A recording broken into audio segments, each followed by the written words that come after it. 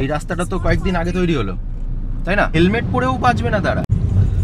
শুধু যে helmet পরলেই accident হয় না, তার উদাহরণ হচ্ছে NH-12। দেখতে পাচ্ছেন কি অবস্থা, কতটা যে জল জমে ভেতরটা।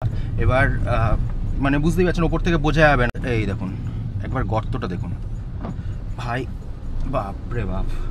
এইবারের লোকেশনটা কোথায় বলে দিই। লোকেশনটা হচ্ছে কৃষ্ণনগর থেকে শান্তিপুরের দিকে আসতে, একটা শান্তিপুরের আগে ঢুকতে একটা হচ্ছে ট্রাফিক সিগন্যাল পড়ে।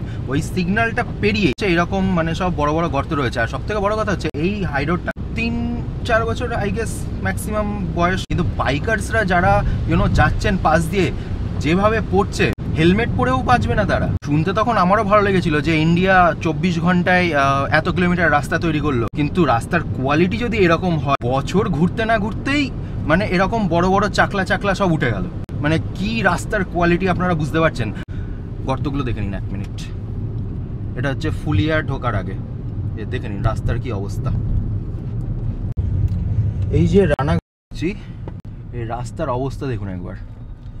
এই রাস্তাটা তো কয়েকদিন আগে তৈরি হলো, তাই না? পুরো রাস্তাটা জুড়ে খানাখন্দ, পুরো রাস্তাটা জুড়ে।